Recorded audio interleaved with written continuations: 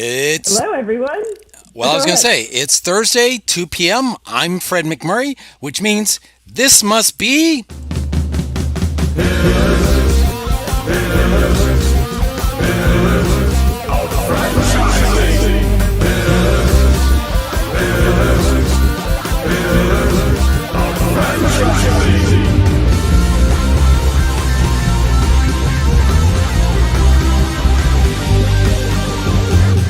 Got to get the music in. I'm Fred McMurray. Would like to introduce my co-host Ray Pillar, Elizabeth Denham, and Rebecca Monet, two pillars of franchising. How you folks doing today? Great, doing absolutely fabulous. Sitting here in my home office in Aurora, Illinois, which is about 40 miles west of Chicago, and enjoying a cloudy 72 degrees. It's perfect temperature. It's not hot like it is in other places of the world, is it? How about you, Elizabeth? Yeah, we're burning up down here in lower Alabama, as people like to call it, LA, on the other side of the country. It's 87 and sunny, which is great because the rain from yesterday moved out. But if you do not have air conditioner, like I did for about 3 hours today, it is not pleasant. So luckily, the AC guy was in and out in a quick hour, and I'm back to being cool and happy. Rebecca, where are you, and what's your weather like? Oh, you made me want to faint just listening to that humidity and temperature. I'm in Southern California, beautiful San Diego. You know, same temperature every day. It's probably 68 to 70, something like that. And of course the sun is shining, which is, I'm solar powered. What can I say? I got to have my sun. Yeah. So you perfection every day with your Exactly. Beautiful 68 degrees. My family's actually in a step challenge right now. All my kids, my mother who won yesterday, everybody decided to get on it. My sister-in-law, my niece, all of my kids, and it's so hot. I'm like, dang it! Now we're going to walk in the heat, but we're all so competitive. No one wants to lose. My son wandered around the neighborhood aimlessly last night because he was not going to lose. So it's getting us all moving. And on that note, and it's fun. I didn't know everybody was so competitive, but everybody, like, we have a smack talk group chat going. My niece, who's 16, said, "Prepare to be outstepped." So we cannot let the little ones win. Of course not. Today's show is going to be a great show. We're talking about. I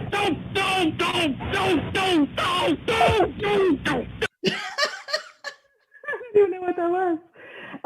Today's show is going to be about women in business. So I am going to go ahead and bring our guests on. And Rebecca, you're going to let us who everybody is. Oh, I am actually very excited for this show, to have these three ladies and sharing wisdom with us today. So first we have Michele Rempel. She's the managing partner of Westvyne. I'm so glad you're here. Westvyne is a marketing firm. You can't hear? There, now I can. Sorry. Okay. No worries.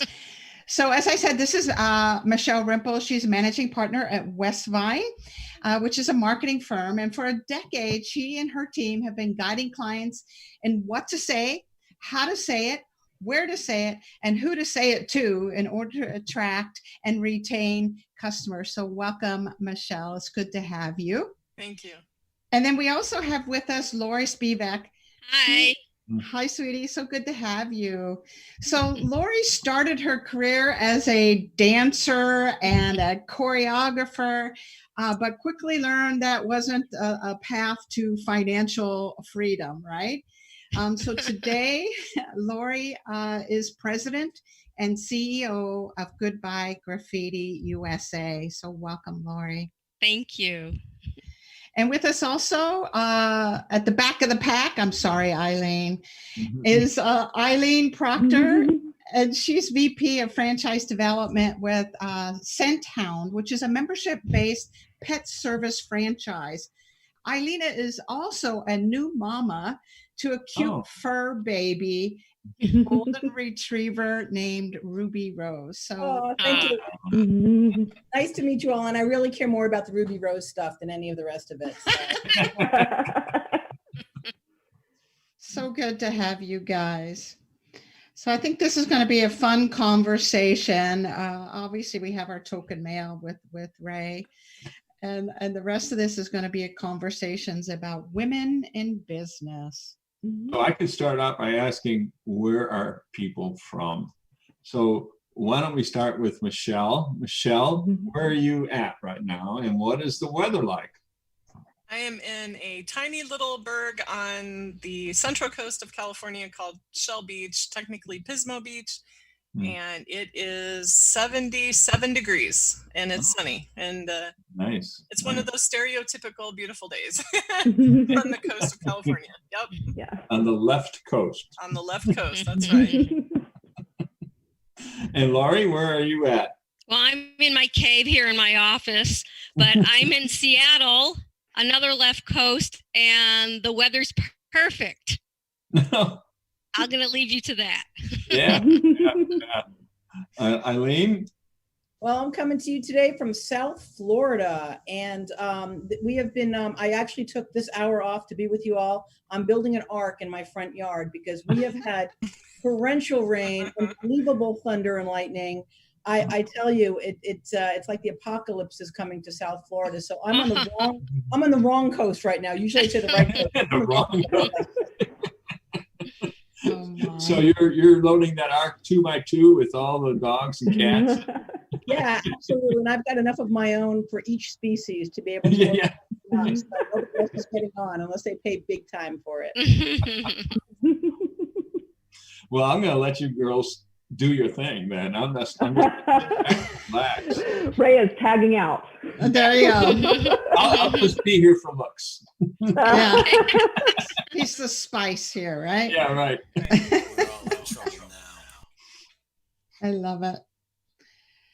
So, Elizabeth, do you have a first question for these brilliant ladies? I do. And we had a great interview, Rebecca and I did yesterday, with Ricky Wilkins of Decalash. And we talked a lot about women in business. She's had a long career and seen a lot of changes as a woman in business, and feels that there's been a lot of evolution in behaviors from both women and from people who are trying to accept women as leaders in business. So I think one of my first questions is, in each of your careers, what challenges have you faced as a woman in business, and particularly in the franchising industry? Well, I can Michele, you want to start? Oh, go ahead, Laurie. Okay. Well, I'm in a very sexy business, graffiti removal, and there are a lot of guys I talk to. And I think sometimes being a woman is not as advantageous because we're seen as like a subcontractor, and a lot of times sometimes it's better in terms of getting the work done for me to beg out and allow my other people to take the helm to get the communication across. However, I can stand on my own, and I don't let somebody's perception affect me, because I know who I am, and I know what I'm doing, and I know what my goals are, and I'm there to help people solve their problems. So that's what I'm there for. So I should probably do you think? Go ahead. I'm going to say, because I know Laurie well, and I've watched her grow her personal business as well as her franchise business over the last few years. And if you met Laurie face to face, I think you're 80 pounds soaking wet. So, and I'm not exaggerating. I mean, she's a petite yet mighty leader working with almost dominantly men. So you're seeing both positives and negatives to it, but the key sounds like for you is to stay with, you know who you are, you know what you have to offer, and take the gender issue off the table completely. Yeah, definitely. Yeah. Do you think that's a learned behavior? Because I think as you navigate your life at different points, you're more willing to either put yourself out there and say, you're dealing with me, woman or not, or step back and let someone else do that communication for you. I mean, what kind of evolution is that for you? I had a meeting with, this isn't about women, but a Black woman who is a partner of mine, we walked into a meeting together, and this is of course Lower Alabama, and we were dismissed immediately, and I didn't get it. And we left, and she said it was because I was Black. And then she says, I'm going to take my face off the website. I'm going to not be the person. You're going to be the person who speaks for us. I said, we're not doing that. We're going to change our, So I'm just curious about where you find that line. And all of you, I'm sure, have had similar experiences between feeling like you need to be the one who says it and does it, or allow someone else, and because it may smooth the path a little bit. Well, it's not about me though. It's about what I'm creating, and I'm creating opportunities, and when I'm out in the field, I'm helping people solve their problems. So, and you can't do anything about what people think. People are going to think what they're going to think. So that's just out of the equation for me. I don't even bother with that. It's interesting because Laurie, you've got your own business. Okay. You started, you're the head of it. I started franchising about 10 years ago, but it's been this way even when I was in corporate America, is that, and I'm a lot older than I look, guys, just seriously. Okay. In dog years, I'm 420. But I think that I agree with what Laurie said, which is you can't stop people from what they think, what their biases are, what their opinions are, what their cultures are, right? And so I think depending upon what role I've been in, I've always encountered being positioned as the woman, even though I don't act as the woman. I find that things I have said, if a man said them, I mean, we've read all these things, right? Ladies, raise your hand if you've done that, right? I mean, you say something that a man would have said, and you're pushy, or can I say this word, the female dog word? You're bitchy. Man said it. He's dynamic and all that. I don't know exactly how you can ever get over that. The thing that has helped me a lot though is I've really started to take my ego out of it, and it's about the result. So it doesn't matter if I'm right or wrong. It's about positioning the resources and the circumstances. And if a man or anybody, another woman, wants to be right, let them be right, as long as we're going in the direction that gives us the result that we need. So that's kind of how I've come to pass. And I've owned my own businesses as well in the past, but right now, and it's not specifically the role I'm in now, it's just in general, that I take my own gender out of it. I don't worry about what they think. I'm just a person doing my job to the best of my ability. And really we just have to achieve. So I work as a team. I work extra hard to be part of the team, and to be, and not to try to exert myself, but rather just make sure we're going where we need to go. Does that make sense? Yeah, I agree. That's great. Yep. Michele, what about you? Yeah, early on, I think I encountered more of the, well, let me talk to the guy kind of attitude, but I also think part of it was my, the way I presented myself, because I was kind of unsure, being a new business owner. And so I think that my confidence had something to do with that. And so as the years have gone by, I don't feel like I really encounter that kind of attitude nearly as much as I used to. We do marketing, but we also do website development, and I'm, very confident in everything we do for the most part. And so I think that just kind of translates out. And I think people, women in technology is much more common these days than it was even just 10 years ago.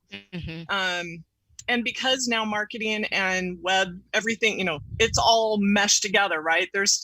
You can't do marketing without technology. So everything's married together. And I think it's just that much more common that there are women in quote technology. But I think confidence has a lot to do with it as well. So it's just how you present yourself. How do you feel like you know your stuff? Well, okay. Yeah. Good points. Good points. It's interesting. we do a lot of psychographics in my business as a profiler for prospective franchisees. And we measure this thing you called, Michele, confidence. And consistently over the years I've been measuring it, a woman's self-confidence is a little bit lower than a man's, and it's score-wise. And ironically, there's a second measure that's fascinating in terms of franchising. When a franchisee measures a franchisor as being, they're more confident in the ZOR than they are with themselves, that franchisee tends to perform better. When they're too confident or pushing kind of into that area of arrogant, then it's not as easy to have that franchisee-franchisor partnership where you're leaning on one. So it's not just a gender, men do tend to score a little higher, but it's also having that confidence in your franchisor and within yourself to build a business together. I just wanted to say quickly. Oh, I'm sorry, Ray. Sorry, Ray. My wife and I started the business 17 and a half years ago. And she worked outside of the business for quite a few number of years. And it came to a point in her career that she needed to, change jobs. And I said, well, why don't you come work for the company? And she said, no, I'm not confident. I'm not a leader. I don't do well in that environment, and all kinds of excuses. Well, as it turned out, she needed to do that. And when she did come on, I was absolutely shocked at the way she took over. She was so confident in herself. All the things that she said about not being a leader or a manager, or all those things went completely out the window, and she took control, absolute control. She was fantastic. Unfortunately, she died 2.5 years ago, but way too soon. Yeah, it was a sad time in my life, but still, the reason I want to tell that story is basically don't have those preconceptions. They may not exist in your own self. Good point. Yeah. The whole concept, though, take a look at the women that are in this room. Okay, Rebecca, you started a company and you're a scientist. All right. And Laurie, you started your company, you're a CEO. There's so many more opportunities now in general for women, but women in business and mentors for women to help us get over those confidence issues, those limitations that are put in front of us. And the more women, especially in franchising, I've seen there's a lot more women CEOs. There are a lot more women at P levels. A lot of franchise development people are women. And guess what? The industry is growing. Now, why is that? I don't know. Maybe it's because we're increasing the amount of women that are here, and we're known for getting things done. We're known for following process. We're known for, kind of bucking the system when necessary.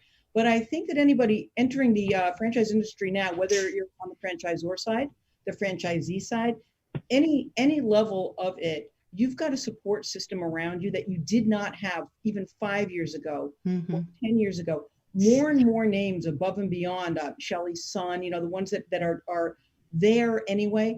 So many more people are coming up the ranks, becoming successful, having a voice. And a show like this helps us as well. So anybody looking to be involved in franchising, now is the greatest time, because in 5 years, you're going to be that person being the mentor, being the trainer, being the success story that people look up to. So true. And women, especially in franchising, do tend to mentor one another and support one another.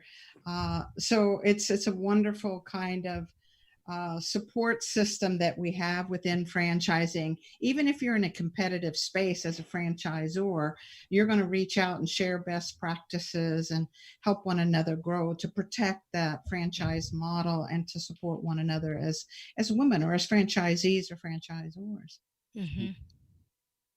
Yeah. One of the main objectives of the Franchise Woman magazine, when I started it, was to amplify women's voices. You talk about, Eileen, the visibility and giving voice, and that's a word I use almost every day of my life with my business, with my children, with people. I mentor young women in Lower Alabama, which is a very interesting experience. because they don't often, Southern women don't feel they have a voice or the ability to express it as well as they could. And so that's an important thing for me. So one of the things we talked about in my last issue was paying it forward. And because I think it's a huge element of what we do as women to pay forward either to other women, to be engaged in the communities. How important do you think, and Rebecca touched on the mentorship that naturally occurs. And as a person franchising with this magazine, I have had the warmest reception. I could never have expected it. People have been supportive. No one has said no really to contributing an article or being interviewed, and they don't know me from Adam. So I have seen and felt that warmth and that mentorship and that camaraderie. So my question for you all is, how important do you think that is? Do you seek out opportunities to mentor? And have you had a mentor in your life that has really made an impact on you? I've had mentors, yes. Yeah, I've had mentors, and I'm an avid volunteer, so I have that's part of the fabric of my life of being a volunteer. So not necessarily giving back in the same way. I have been a business mentor, but in all different areas too. I love working with children. But some of the mentors who I've had have given me, helped me create roadmaps,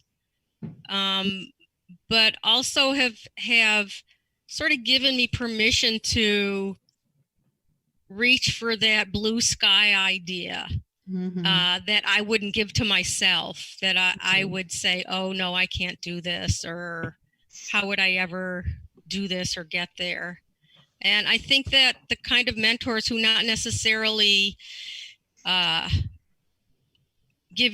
you develop skills, but to things that are less tangible, to maybe better ways of being a communicator, or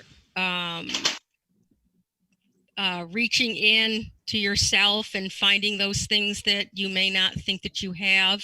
Those are the kinds of things that I think the best mentors are able to give to people. So true. How about you, Michele? Mentors in your life? Or are you reaching out, mentoring others? Yeah, I've been thinking about that. I've been involved in several over the years, several women's networking groups, and mixed as well. But I would say that the women's networking groups have probably had the biggest impact on my life. And I'm currently on the board of a local one here where I'm at. And I have been able to, I've been able to be both a mentor and a mentee. Even now, women-owned businesses tend to be smaller for the most part. And so a lot of times women business owners are sole proprietors, or maybe they just have a very small staff that, and franchising, can be a different story. But, and so sometimes it can be kind of a lonely endeavor when they only have themselves or maybe one other person. So it's really good to get into groups like that and help each other out, answer questions, ask questions, share experiences, what's working. I've been able to work with SCORE, which many of you've probably heard of. It's a volunteer national organization for small business owners, and so I've been able to share my expertise and knowledge that way as well. But it's you get so busy that sometimes it's hard to establish some of those relationships for the long term, because we all kind of wear a lot of hats. Yeah. So, but I've definitely in the last couple of years I've gotten a lot more involved in that type of role, and I find it to be really, really cool. I just did a presentation yesterday and just shared some thoughts that I had with a group of women, and it was really well received, because after having owned a business for 10 years, I feel like it's kind of given me a little bit of authority at this point. That people go, oh, wow, 10 years. Okay. Some of you been a lot longer than that, but 10 years is, hey, that's like a milestone that I think, oh yeah, I say, yeah, I can be a mentor now for sure. Yeah, exactly. Yeah. Within Scenthound, your franchisees, the mix of male, female, and how do they support one another in the growth? Can you tell us a little more about that, Eileen? Yeah, thank you. Well, Scenthound is an emerging brand, and the truth of the matter is that right now we just started franchising last April of 2019. So we're just building our network. We're very proud. We've awarded 14 units, and by the end of next week, everybody keep your fingers crossed. That's exciting. Another 10 to 12. So we're really wow. Thank you. So we're really starting to take off. Our very first franchise owner was actually one of our employees who was a woman, and she worked for us for 8 years. And then she said, I want more. And she came up through the ranks. She started as a bather and then became a groomer and then became a manager and then a district manager over our corporate stores. And she's like, you know what? I want even more. And when we started franchising, she's like, I want that. That is an amazing way of us saying we've mentored her throughout the years to be able to have the confidence, the desire, the abilities, all of the things that are necessary. And then our next franchise owner was actually a woman who did a 3-pack in Palm Beach Gardens. And by the way, she didn't even like dogs. You don't have to like dogs. I don't understand that, but she's a cat person, and we have to have cat people because it's got to be balance in life, right? But she did a 3-pack, and she came from corporate America, so she has so many skills, but she's never run a business, and so we're mentoring her in that regard. We've been finding a lot of husband and wife teams are very interested in Scenthound. And right now, a hotspot for us happens to be in the Alpharetta, Georgia area. And again, in about a week and a half, 2 weeks, we will actually have 3 different groups, 9 units that have been awarded there, all couples. And they are all excited about working together to help each other. And I don't even want to say that the men are going to be better than the women or the women than the men. There's such a diverse mix of talents and experience in that group. They're all going to mentor each other. So we do have ways of being able to bring out the best in everybody. We will be mentoring them, and we'll even mentor the men, by the way. Guys listening out there. Not exclusive. Yeah, definitely. Equal opportunity here. Absolutely. Well, we need to take a quick break, and then we will come back and have more great discussion with our women. Yeah, thanks, Elizabeth. I want to thank FeedSpot for listing us as one of their top 20 franchise podcasts you must follow in 2020. And we were just totally blown away to actually be listed as number 1. Go, Pillars of Franchising team. Now for a word from a sponsor. Hey, franchise owners. How's your local marketing? Do you feel like you could use some help keeping up with your social media posts and comments and reviews? Do you wonder if you could be doing more to attract local customers? Are you able to identify new movements to your local area? At Westvyne, we help franchisees like you reach more local customers through digital marketing.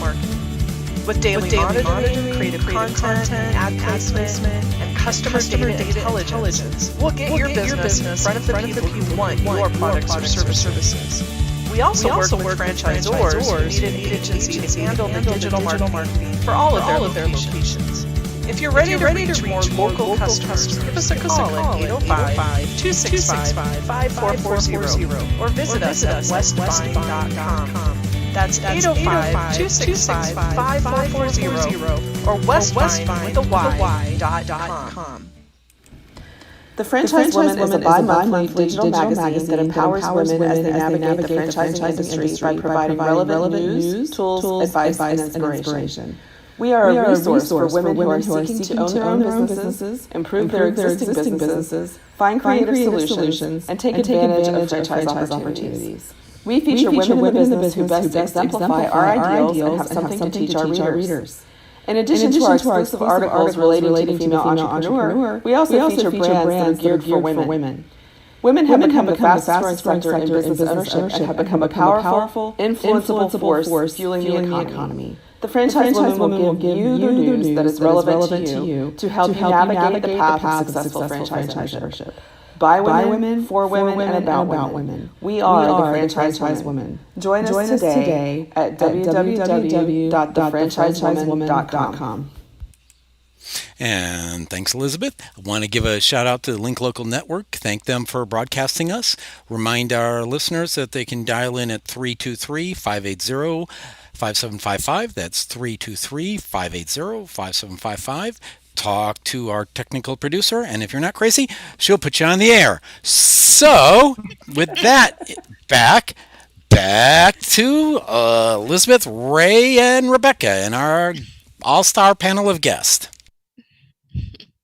Great, thank you, Fred. And Rebecca, do you have the next question ready for our ladies? Wow. We got so much brains in this particular session. This really makes me excited. So I guess to me, the question is about the future and where you think things are going for women in business and in franchising, either what you're doing at your local businesses or things that you're noticing, trends that you think will come about to adapt to this ever-growing female market that is ready to embrace business ownership, ready to embrace franchising. What do you see the future being for your franchise or in marketing, Michele, for you? Well, I think what the last couple of months has taught many businesses is that they can sell their products and services on more than the channels that they've been selling them on. And so it's really got them thinking about, I might need to change up how we might need to change up how we do business now for the foreseeable or maybe forever. And so whenever you have an event like this, it really gets everybody thinking about, okay, well, we've got to change and adapt. And I love that about business ownership, right? Especially if it's not an enormous company, but it's a smaller one that's a little more agile. So I think that for franchises, I've noticed that they have been thinking more about, okay, how can we take more advantage of the digital channels to get the word out? Maybe some of the methods that we've been using are great, but we could add some channels to what we've been doing, or at least get more proficient in them. And even things like Facebook, I can't not talk about something like Facebook, just added shops 2 days ago. So there's going to be people that are going to take a look at that and say, could we sell products and services that way? And you're going to see more and more of the social channels jumping on the board or jumping on the bandwagon because of what's been going on. They've seen COVID specifically. Yep. So that's a big trend, is changing the way you do marketing, adding more channels, getting more expertise in that way. Yeah.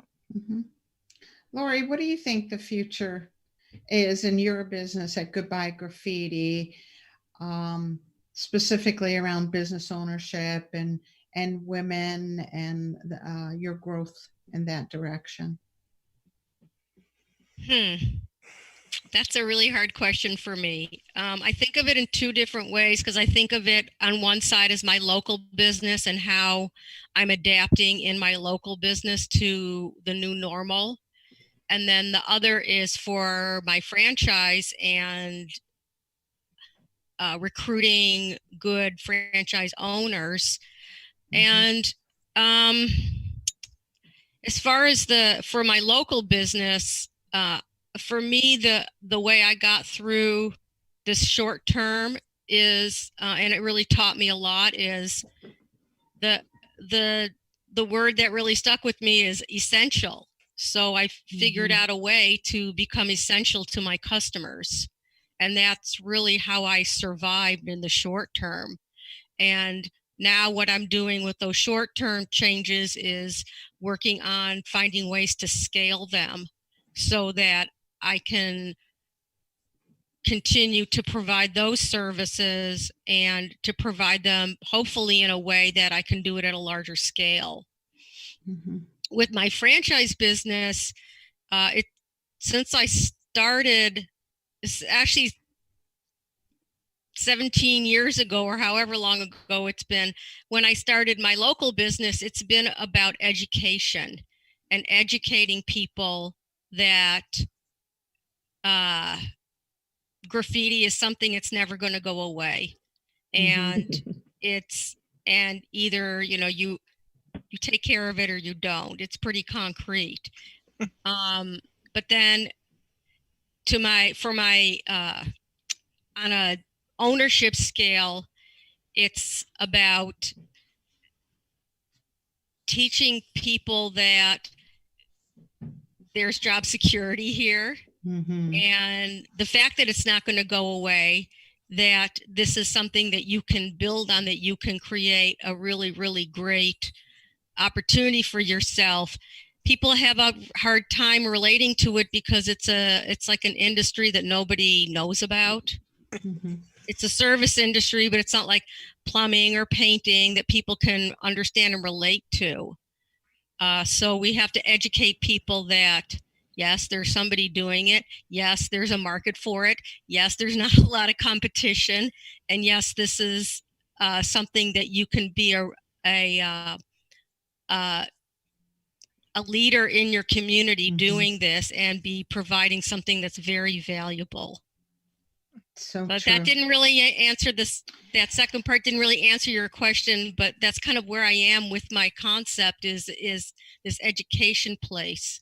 It makes sense because even in our conversation earlier, the idea that graffiti removal is considered essential. This is pollution in many ways. So to think of it in a different way, like you said, it's all about educating both the consumer level as well as your prospective franchisee. Yeah. Eileen, what's your future? Well, women in franchising in general, because that's really what we're here to talk about. We're growing in leaps and bounds, right? So I'm sure that everybody has seen the statistics that, 35% of all franchises in the US are women owned. And that's up from like 24% a decade ago. And over the last 2 years or so, it's been over 40%. So there's a lot of opportunity for women ownership. But I also want to say that this COVID situation and the slight dip in our economy that happened right before it really has brought franchising to more visibility than ever before.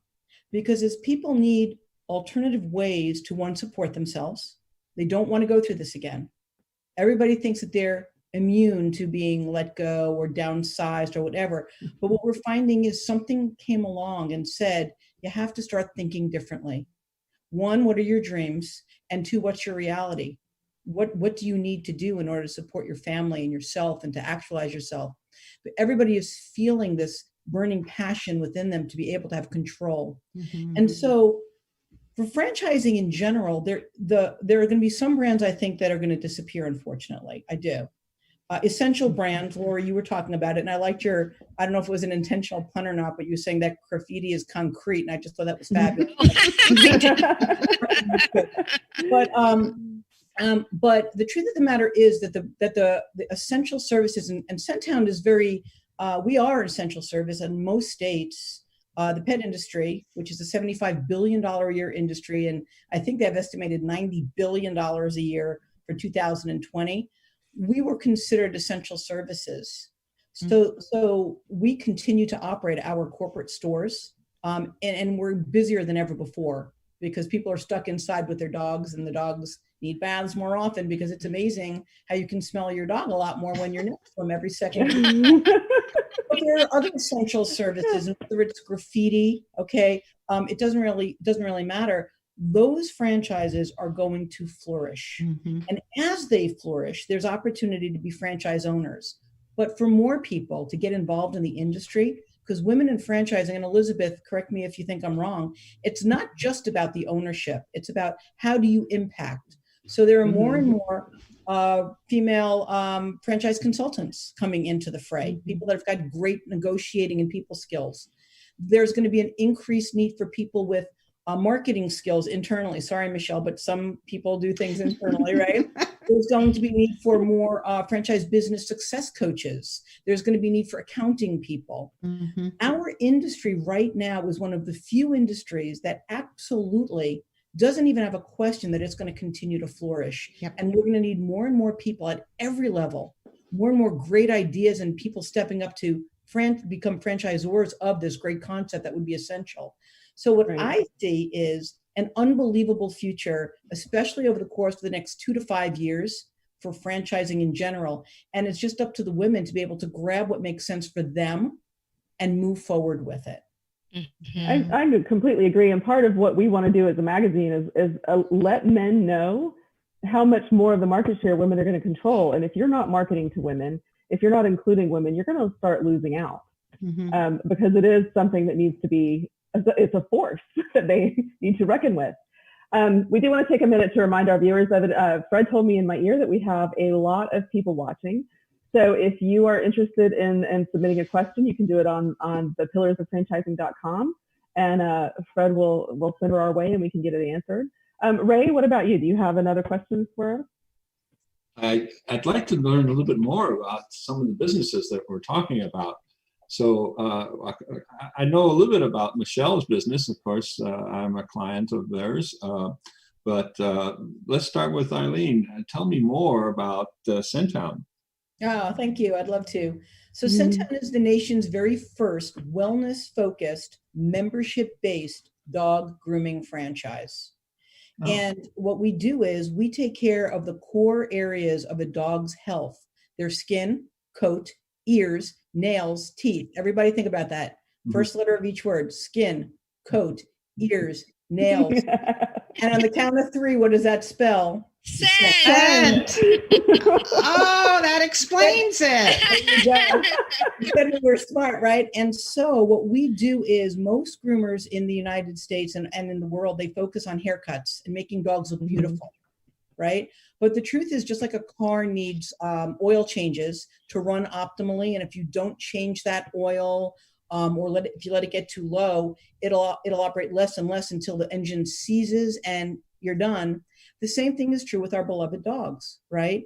And so it's important that we keep them maintained from their skin, coat, ears, nails, and teeth, right? And so what we've created is a very unique membership model that for $25 a month, any size dog, Chihuahua to Great Dane, all right? They come in, and every month they come in and they get a bath, their ears cleaned, their nails trimmed, their teeth brushed. They'll be better groomed than we are.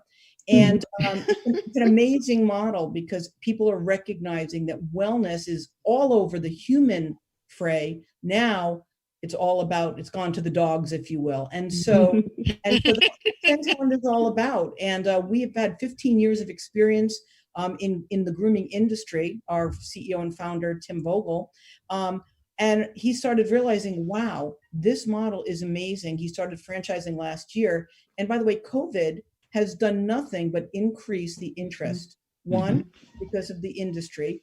2, because people are looking for a way to be happy every single day. And what's better than being around animals, right? And number 3, people are trying to take that control of their lives and find something that they'd really like to do. So that's what Scenthound's all about, Ray. Did that help? Oh, definitely. Yeah. That's fantastic. I am a dog lover, and I'll go get my little Pomeranian, let her show her pretty face. But let's. How about Laurie? Well, I'm gonna go ahead and tell us about your business. I'll go get Mocha and bring her out. Oh, we can't wait. Okay, I got a dog with me. This is Juanita. Hi, Juanita. Definitely needs some grooming. Make that happen for you, Laurie. Okay, thanks. Open one in Seattle, please. Open one in Seattle, please. Oh, okay. Goodbye Graffiti is, as the name implies, we're a graffiti removal service, and our model is business to business. We've been around for over 20 years in Canada. I opened a Goodbye Graffiti in 2003, but now since 2018, we've been franchising it in the United States. And boy, I hadn't had that little elevator speech prepared. One of the great things about Goodbye Graffiti is that I mentioned before, we have very little competition. We are the biggest graffiti removal company in North America, and every single urban area needs graffiti removal. There's very few graffiti removal companies total around the United States, and it's a $10 billion plus annual industry.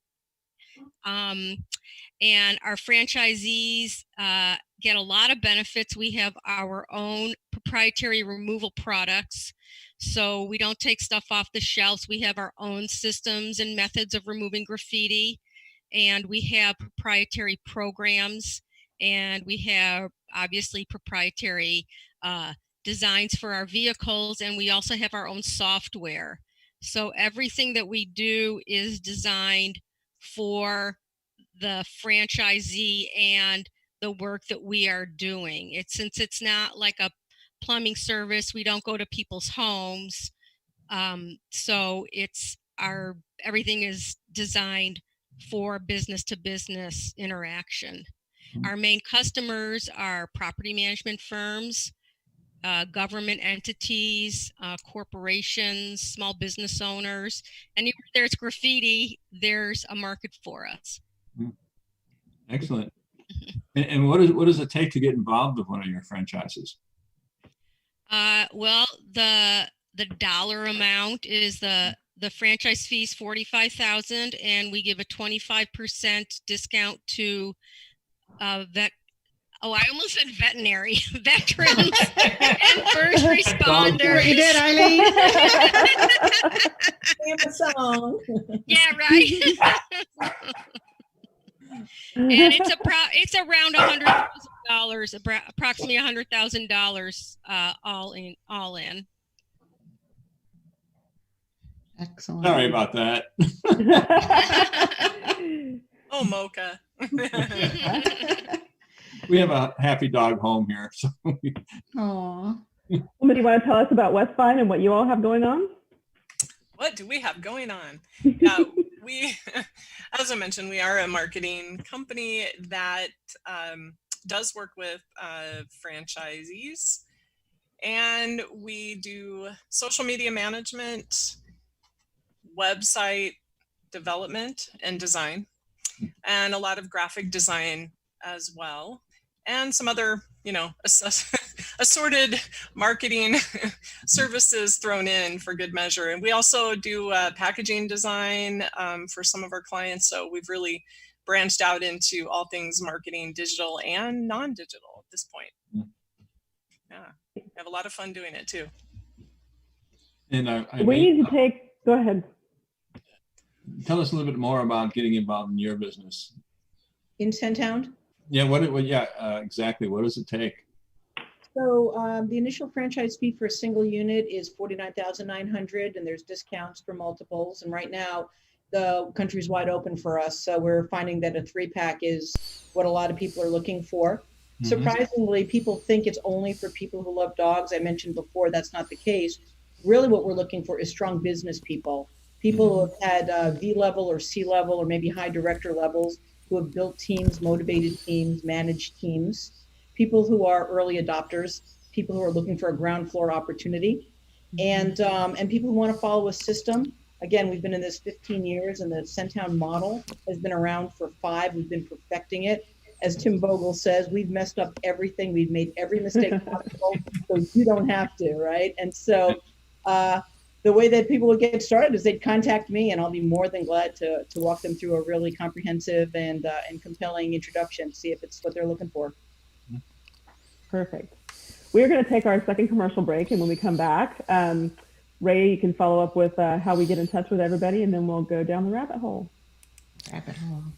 Thanks, Elizabeth. Just want to remind people that every Tuesday morning at 7:30 a.m. Pacific is Caffeinated Connections, now virtual, so you can join us and for coffee and interesting conversation with people all over the world.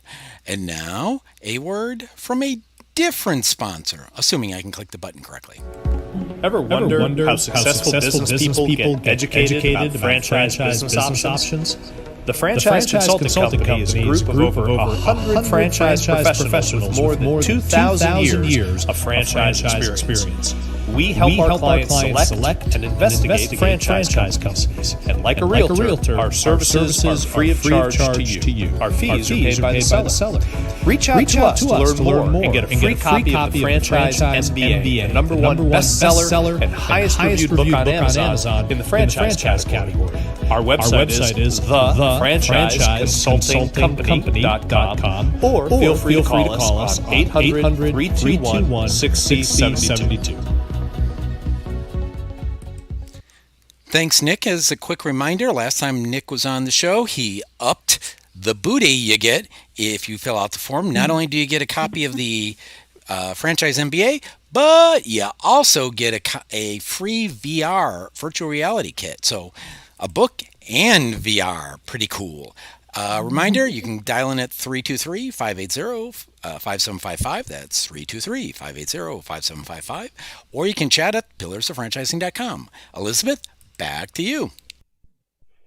Thank you, Fred, and welcome back, everybody. Ray, do you want to ask everyone your normal ending question? My normal final question before we ask the rabbit hole question to everyone. Okay, let's start with Michele. Michele, how can people, if they're interested in what you have to offer in marketing, tell us, how does anybody get a hold of you? Great. They can go to westvyne.com. That's Westvyne. Vine has a Y in it instead of an I. Or they can call 805-265-5440.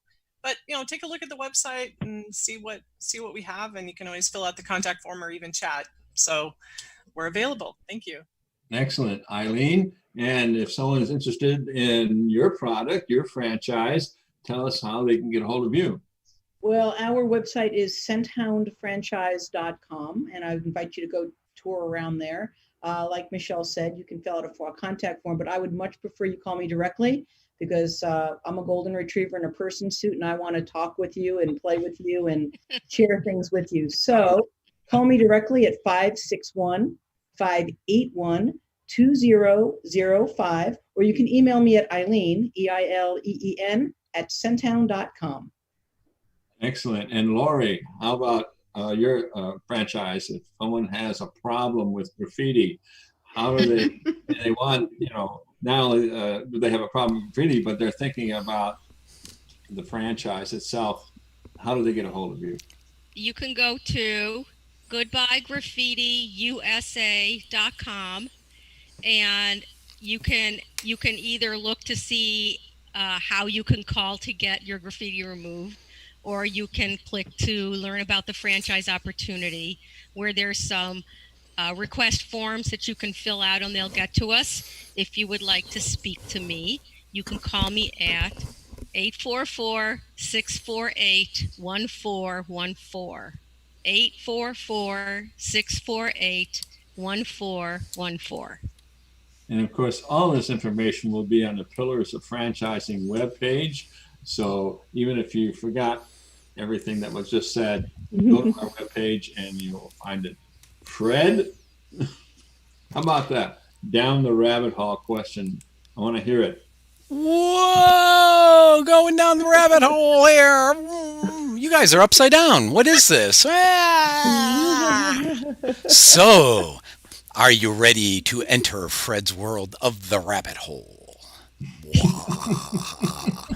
Notice Michele is going, no, run away, run away. But you came, so now the giant gets his pot of gold, whatever. So, Laurie, for you, yes. How is your franchise helping find aliens at Area 51?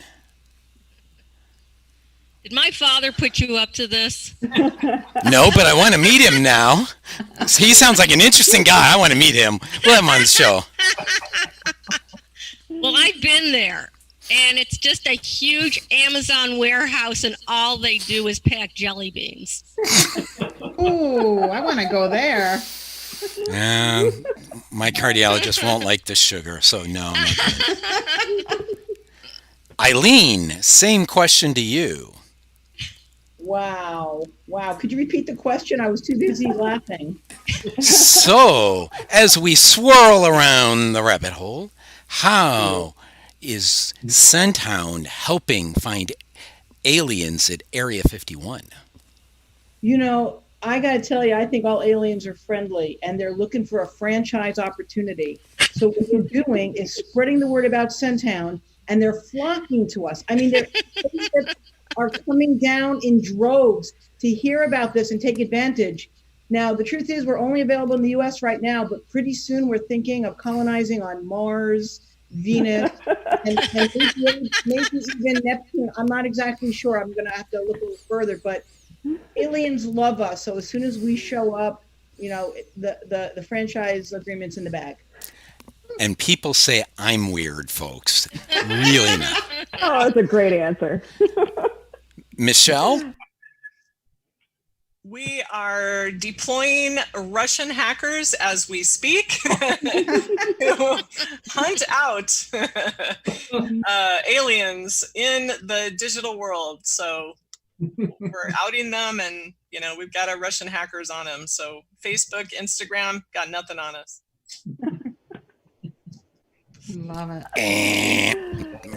Very creative, ladies. We'll talk about that question later. That answer later. All right, Elizabeth. We'll go back to the boring screen, away from the rabbit hole. I know that makes you so sad, Fred. It does. I love the rabbit hole. I love that screen. You realize how long it's taken me to build that?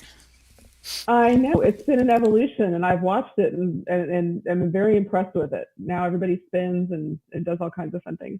I want to say thank you to all of our women business this week, Eileen, Michele, and Laurie. We really appreciate your insight and your perspective.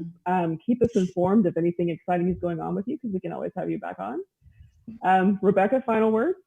Final words is just how grateful I am for what franchising is and how these women contribute to it. So thank you for being with us today. Thank you for having us. Thank you. Thank you very much. You're all wonderful guests. Thank you very much. Love it. All right, Fred, take us out.